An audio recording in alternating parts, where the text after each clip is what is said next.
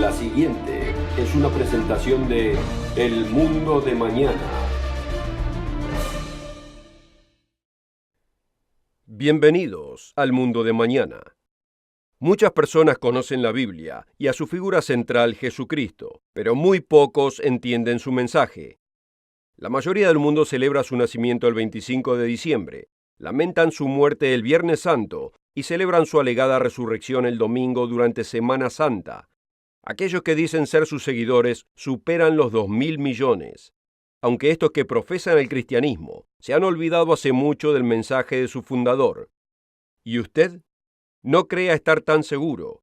Sea cual fuera el mensaje que predicó Jesús, fue un mensaje poderoso, porque los líderes religiosos de su tiempo se enojaron tanto con él que sublevaron a sus propios compatriotas y le dieron muerte clavándolo en un madero. ¿Por qué tanto odio? En términos generales, la gente se refiere al mensaje de Jesús como al Evangelio. Hablan de música evangélica, del mensaje evangélico y de la predicación evangélica. La mayoría de los que profesan cristianismo creen saber cuál es ese mensaje, pero en realidad lo saben. ¿Y usted? Aunque profese o no ser cristiano, prepárese para una sorpresa, porque el mensaje que Jesús le trajo a la humanidad no es el que la mayoría conocen. Acompáñenos.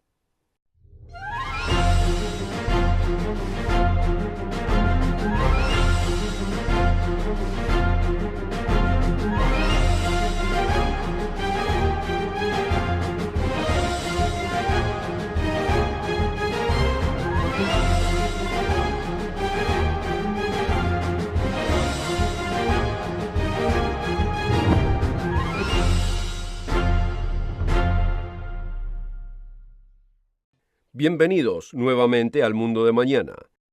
En el programa de hoy se asombrará de lo que realmente dice la Biblia de aquel mensaje, el mensaje olvidado que Jesucristo trajo a este mundo.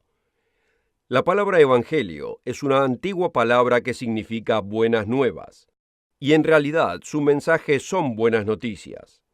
Entonces, ¿cuáles son las buenas noticias? Muchos creen que el Evangelio es el mensaje acerca de la muerte, sepultura y resurrección de Jesucristo. Y aunque esta sea una parte esencial y muy importante, está lejos de ser el mensaje completo. Consideremos lo siguiente. ¿Qué mensaje predicó Jesús durante 3 años y medio antes de su muerte y resurrección? ¿No era esto también el Evangelio? ¿Se da cuenta que las escrituras del Nuevo Testamento nos dicen una y otra vez precisamente lo que era este mensaje? Lamentablemente muy pocos han escuchado siquiera un sermón predicado acerca de este tema. Usted puede llegar a conocer este mensaje si está dispuesto a leer la Biblia y a creer en lo que dice. Por ejemplo, Marcos nos dice qué fue lo que predicó Jesús en el mero principio de su ministerio de 3 años y medio, y podemos verlo en el primer capítulo del libro que lleva el nombre de Marcos. Dice, principio del Evangelio de Jesucristo, el Hijo de Dios. Después que Juan fue encarcelado, vino Jesús a Galilea predicando el Evangelio del reino de Dios, y diciendo, el tiempo se ha cumplido, y el reino de Dios se ha acercado. Arrepentíos y creed al Evangelio. Ahí lo tenemos. Las buenas nuevas olvidadas que trajo Jesús eran las del reino de Dios. Y en unos cuantos minutos exploraremos precisamente lo que este reino significa. En otro evangelio, en este caso el de Lucas, nos dice que Jesús anunció que el mensaje que él fue enviado a predicar era el reino de Dios. Veámoslo en Lucas capítulo 4, comenzando en el versículo 42. Y cuando se hizo de día, salió, refiriéndose a Jesús, y se fue a un lugar desierto y la gente le buscaba, y llegando hasta él le detenían para que no se fuera de ellos. Pero él les dijo, es necesario que también a otras ciudades yo predique el evangelio del reino de Dios, porque para esto he sido enviado. Este hombre Jesús no es el hombre que muchos creen que él era, y su mensaje no era el mensaje que muchos piensan que es. Cuando yo tenía 11 o 12 años de edad, alguien le preguntó al maestro de la escuela dominical, ¿Por qué Jesús hablaba en parábolas? El maestro explicó que la audiencia de Jesús estaba compuesta de campesinos, pescadores y pastores de ovejas, y que les habló en un lenguaje que pudieran entender. Posiblemente usted haya escuchado esta explicación también. Tuvo sentido cuando yo la escuché, como también para los demás. Después de todo, muchos a los que Jesús le predicaba en ese tiempo, en realidad pastoreaban ovejas, vivían de la pesca y cultivaban la tierra. El problema es que esta respuesta es totalmente errónea. Fíjese, amigo, que los propios discípulos de Cristo le hicieron la misma pregunta, y Él nos da su razón por haber hablado en parábolas. ¿Preferimos creerle a mi maestro de la escuela dominical o a aquel que pronunció las parábolas? Notemos la pregunta y la respuesta en el libro de Mateo, capítulo 13, comenzando en el versículo 10. Entonces vinieron los discípulos y le dijeron, ¿por qué les hablas por parábolas? Él respondiendo les dijo, porque a vosotros os es dado saber los misterios del reino de los cielos, mas a ellos no les es dado. En vez de hacer el significado un mensaje entendible para todos, Jesús nos dice que la razón de usar las parábolas fue para esconder el significado de la gran mayoría. Eso es lo que dice su Biblia. ¿Por qué nunca escuchamos a nadie explicando esto? ¿Y por qué escuchamos tan poco, si es que escuchamos algo, acerca del reino de Dios? Este mensaje olvidado que predicó Jesús es el tema de una parábola tras otra.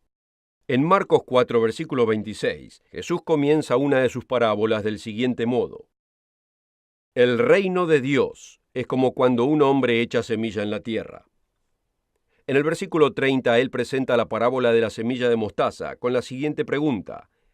¿A qué haremos semejante el reino de Dios o con qué parábola le compararemos? Jesús comenzó con 12 discípulos a los que llamó apóstoles. Después de 3 años y medio de ministerio marcado por impresionantes milagros y culminando en su resurrección de la muerte, había solamente alrededor de 120 creyentes verdaderos. Pero este no sería el final. La noticia de la resurrección de la muerte de Cristo y el mensaje del reino de Dios se esparcieron.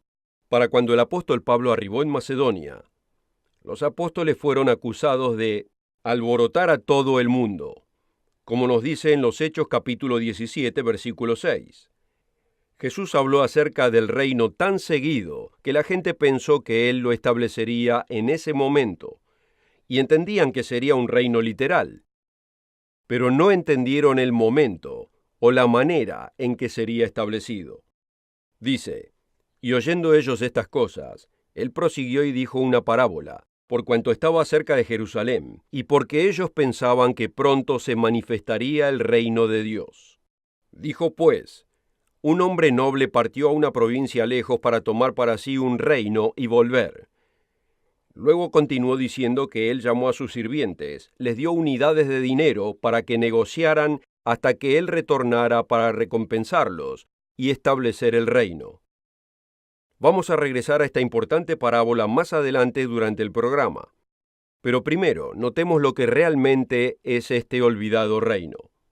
Cualquier reino debe poseer lo siguiente. Primeramente, un rey y sujetos. En segundo lugar, un territorio o una localidad. Y tercero, leyes para gobernar ese reino. Durante el resto del programa vamos a estudiar cada uno de estos requerimientos y ver cómo explican las buenas nuevas que proclamó Jesús. Veamos el primer elemento. Todo reino necesita un rey y necesita sujetos.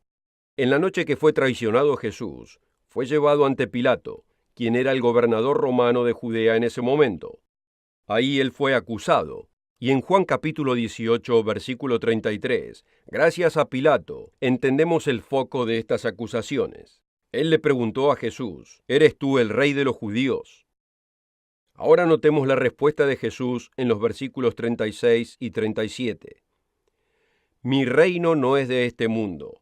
Si mi reino fuera de este mundo, mis servidores pelearían para que yo no fuera entregado a los judíos. Pero ahora, mi reino no es de aquí. Pilato entonces le dijo, ¿acaso eres tú rey? Jesús respondió, tú bien dices que soy rey. Yo para esto he nacido, y para esto he venido al mundo. Sin lugar a dudas, Jesús proclamó ser el rey de este reino. Fue profetizado antes de su nacimiento, que sería nacido para gobernar, y después de su nacimiento llegaron reyes haciéndole regalos para honrar al rey recién nacido. Muchas de las acusaciones en contra de Jesús se referían a este mismo asunto de ser un rey, aunque la gente no entendió cuándo sería establecido ese reino. Después de su muerte y su resurrección de la muerte, continuó proclamando el mismo mensaje, y sus discípulos seguían preguntándose si establecería el reino en ese momento. Esto es evidente al leer los Hechos capítulo 1. Dice: a quienes también, después de haber padecido, se presentó vivo con muchas pruebas indubitables, siendo visto de ellos por 40 días, y hablándoles acerca del reino de Dios. Entonces los que se habían reunido le preguntaron diciendo: Señor, ¿restaurarás el reino a Israel en este tiempo? Jesús no tenía intención de establecer el reino en ese momento. Todas las guerras peleadas en nombre de Cristo por los profesos cristianos fueron para conquistar para Cristo, fueron carnales, guerras del mundo. No es cuestión nuestra forzar la conversión a los demás. Tampoco es apropiado que los verdaderos cristianos intenten derrocar otros países o gobiernos. Por el contrario, somos instruidos a tener a los líderes en alta estima y ser sujetos a ellos, como lo dice en Romanos capítulo 13, comenzando en el versículo 1. Toda alma sométase a las potestades superiores, porque no hay potestad sino de Dios. Y las potestades que hay, de Dios son ordenadas. Así que el que se opone a la potestad, se opone a la ordenanza de Dios, y los que resisten recibirán para sí condenación. Amigo, esto no siempre es fácil de hacer.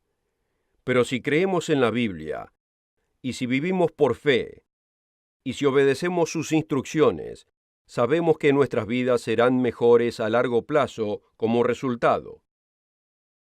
Quizás la mejor porción de George Frederick Handel, en su canción referente al Mesías, sea la porción Rey de Reyes y Señor de Señores, la cual es repetida varias veces.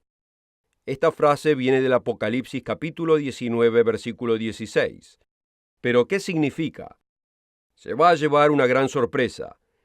Que Jesús vaya a ser el rey de este reino no caben dudas.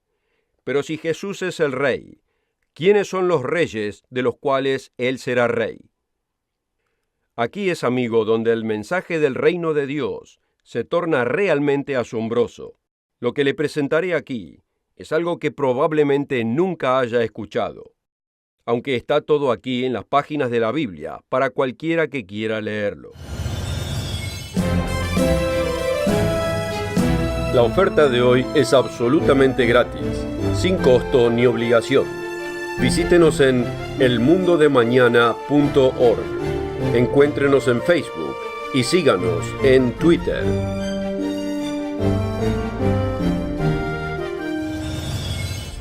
Con esta oferta también obtendrá una suscripción gratuita de la revista El Mundo de Mañana, cubierta de interesantes artículos y perspectivas relevantes de importantes temas de actualidad. El Mundo de Mañana lo mantendrá actualizado con noticias internacionales, profecía bíblica y el significado de la vida misma. El Mundo de Mañana. Llame hoy. El profeta Ezequiel explica que llegará el día futuro cuando la casa de Israel y la casa de Judá no sean más dos naciones, sino una. Y es en este contexto donde Ezequiel nos dice que el rey David, una vez resucitado, regirá sobre ellos como futuro rey. Podemos leerlo en el capítulo 37 de Ezequiel, versículo 24. Y mi siervo David será rey sobre ellos, y todos ellos tendrán un pastor, andarán en mis decretos, y guardarán mis estatutos, y los pondrán por obra. Cuando Ezequiel escribió esto, David había estado muerto por casi 4000 años. Es evidente que Ezequiel estaba prediciendo un evento para 2600 años después en el futuro. Esto se refiere al tiempo de la segunda venida de Cristo y la resurrección de los muertos. El profeta Jeremías confirma el rol de David para después de que Cristo retorne. En Jeremías capítulo 30, versículo 9, dice: «Sino que servirán al Eterno su Dios, y a David su rey, el cual les levantaré». Aquí tenemos lo resumido. Jesucristo será rey sobre toda la tierra, y en la resurrección el rey David será rey sobre todo Israel. Pero la Biblia revela que hay otros que serán reyes bajo Cristo cuando retorne. Notemos que hay 12 tribus de Israel, e interesantemente hay además 12 apóstoles. ¿Sería posible que cada apóstol rigiera sobre una de las 12 tribus, siendo supervisados por el rey David? Esto es exactamente lo que nos es dicho en Mateo capítulo 19, versículo 28. Y Jesús les dijo: «De cierto os digo, en la regeneración, cuando el Hijo del Hombre se siente en el trono de su gloria, vosotros que me habéis seguido, os sentaréis sobre 12 tronos para juzgar a las 12 tribus de Israel». Pero esto no es todo. Recordemos que Jesús dijo una parábola, porque estaba cerca de Jerusalén y algunos pensaron que el reino de Dios se aparecería inmediatamente. En esta parábola, Él aparecía como el hombre noble que iba a un país lejano a recibir un reino. Pero antes de irse, le daba cierta cantidad de dinero a cada sirviente, con instrucciones de negociar para incrementar su valor. Esto es simbólico del Espíritu Santo de Dios que les da a sus servidores, quienes deben multiplicar los frutos de ese Espíritu. Notemos la recompensa recibida por aquellos que incrementaron esta inversión. Dice: «Y vino el primero diciendo: Señor, tu mina ha ganado 10 minas. Y él dijo: Bien, buen siervo, pues que en lo poco me has sido fiel, tendrás autoridad sobre 10 ciudades». Para el hombre que su mina ganó 5 minas, él le dijo: «E igualmente dijo a éste: Tú también serás sobre 5 ciudades». Las Escrituras son claras. Jesucristo será rey sobre toda la tierra, y debajo de él se encontrará el rey David ya resucitado.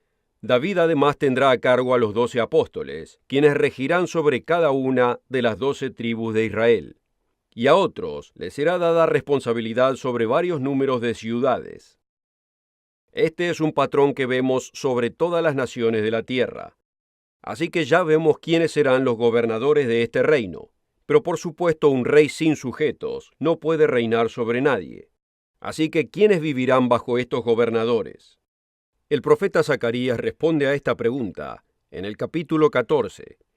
En la primera parte del capítulo describe una tremenda batalla que tomará lugar cuando todas las naciones de la tierra envíen ejércitos para pelear contra Jesucristo a su retorno. Para él no será ningún reto, pero contrariamente a lo que piensan muchos, Dios no va a destruir toda vida en la tierra. Zacarías nos informa que aquellos seres humanos que sobrevivan a esta tremenda batalla, al final de esta era, continuarán viviendo en lo que es conocido como el milenio, el reinado de 1000 años de Jesucristo. Comenzando en el versículo 16 dice: «Y sucederá que todos los que quedaren de las naciones que vinieron contra Jerusalén subirán de año en año a adorar al Rey, el Señor de los ejércitos, y a celebrar la fiesta de los tabernáculos. Y si la familia de Egipto no subiere y no viniere, sobre ellos no habrá lluvia. Este será el castigo de Egipto y el castigo de todas las naciones que no subieren a celebrar la fiesta de los tabernáculos». Así que ahora sabemos quién será rey sobre toda la tierra, quiénes serán los reyes que reinarán bajo él, y de dónde vendrán los sujetos. Mientras que los reyes serán todos seres resucitados, los sujetos serán seres humanos físicos de carne y hueso, quienes tendrán la oportunidad de probar durante sus propias vidas que ellos también quieren la inmortalidad. El primer elemento que todo reino necesita es un rey y sujetos. Ahora que hemos descubierto quién será el rey de reyes y quiénes serán los sujetos, veamos un segundo elemento necesario para el reino, lo cual es el territorio. La Biblia es igualmente clara en este tema. Notemos nuevamente el capítulo 14 de Zacarías, en este caso el versículo 9, donde dice: y el Señor será rey sobre toda la tierra. Sobre toda la tierra. Notemos Apocalipsis capítulo 5, versículo 10. Dice lo siguiente: y nos has hecho para nuestro Dios reyes y sacerdotes, y reinaremos sobre la tierra. El profeta Miqueas en el capítulo 4, versículo 1 dice lo siguiente: y acontecerá en los postreros días que el monte de la casa del Señor será establecido por cabecera de montes, y será exaltado más que los collados, y los pueblos correrán a él. Y vendrán muchas naciones, y dirán: venid y subamos al monte del Señor y a la casa del Dios de Jacob, y él nos enseñará en sus caminos, y andaremos por sus sendas, porque de Sión saldrá la ley. Pero el profeta no se detiene aquí. Continúa diciendo que una verdadera y genuina paz perdurable será el resultado del retorno de Cristo. Aunque el hombre no conoce el camino de la paz hoy en día, podrá conocer el camino de la paz en el futuro. Pero solo bajo la guía de Cristo, cuando retorne. Miqueas continúa su profecía demostrando esto. Dice: y juzgará entre muchos pueblos, y corregirá a naciones poderosas hasta muy lejos, y martillarán sus espadas para asadones, y sus lanzas para hoces. No alzará más espada nación contra nación, ni se adiestrarán más para la guerra. Y cada uno se sentará debajo de su vid, y debajo de su higuera, y no habrá quien amedrante, porque la boca del Señor de los ejércitos lo ha hablado. Históricamente, dos de los mayores enemigos de Israel han sido Egipto y Asiria.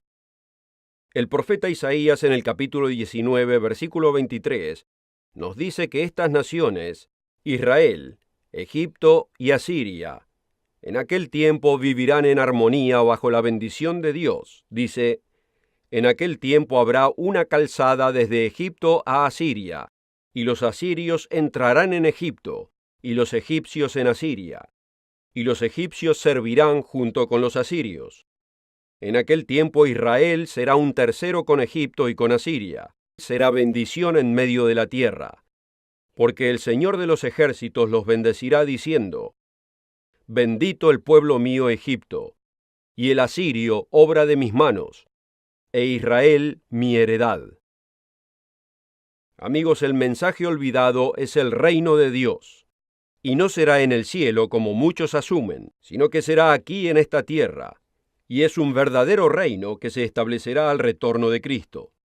Como hemos visto, el primer elemento que un reino debe tener es un rey, un gobernador supremo y los sujetos. El segundo elemento que debe tener un reino es el territorio, un lugar para el rey y los sujetos. Ahora veamos el tercer elemento necesario para un reino, lo cual son las leyes para gobernar ese reino. Todo reino en la sociedad necesita leyes para gobernar la conducta. Lamentablemente, muchos profesos cristianos parecieran estar en contra del concepto de la ley y prefieren hablar solamente de la gracia y del perdón. ¿Qué hacemos con la gracia y con el perdón si no existe ninguna ley? La ley define al pecado, establece el límite de lo que está bien y define la conducta que no es aceptable. Los niños necesitan leyes para diferenciar el bien del mal, como así también los adultos. Ninguna sociedad puede operar sin leyes. La Biblia conecta el tiempo de un reinado de Dios en esta tierra con las leyes que serán enseñadas en ese tiempo. Los primeros versículos del segundo capítulo de Isaías hacen paralelo con las palabras de Miqueas. Notémoslo comenzando en el versículo 3. Y vendrán muchos pueblos y dirán: venid y subamos al monte del Eterno, a la casa del Dios de Jacob. Y notemos lo siguiente: y él nos enseñará en sus caminos, y caminaremos por sus sendas, porque de Sión saldrá la ley. Como hemos mostrado en programas anteriores, la ley de Dios es una ley de amor. Los primeros 4 de los 10 mandamientos nos enseñan cómo demostrar amor hacia Dios, y los últimos 6 nos enseñan el fundamento del amor hacia el prójimo. A esto es a lo que se refirió Jesús cuando le dijo al abogado: amarás al Señor tu Dios con todo tu corazón, y con toda tu alma, y con toda tu mente. Este es el primero y el grande mandamiento.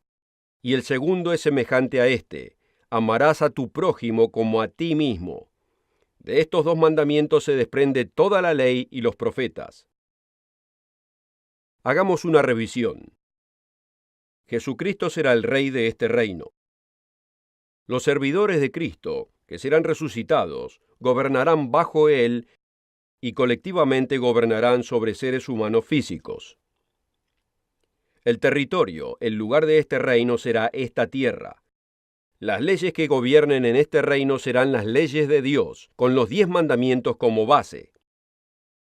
Este es el mensaje olvidado. Y sí, la muerte, sepultura y resurrección de Jesucristo es parte de las buenas nuevas que nos da la Biblia. Pero también lo es el mensaje que Cristo anunció durante 3 años y medio antes de su muerte. Uno debe preguntarse por qué esta porción vital del mensaje bíblico ya no es proclamada. Si quisiera saber más acerca de Jesucristo y de su mensaje, visítenos en el sitio web mundomañana.org y requiera o baje el folleto ¿Cuál es el verdadero evangelio? Y asegúrese de encontrarnos la próxima semana, a la misma hora, para aprender más buenas noticias del reino de Dios y del próximo Rey de este reino, Jesucristo. Hasta entonces, queridos amigos. La oferta de hoy es absolutamente gratis, sin costo ni obligación. Visítenos en elmundodemañana.org. Encuéntrenos en Facebook y síganos en Twitter. El programa precedente fue producido por la Iglesia del Dios Viviente.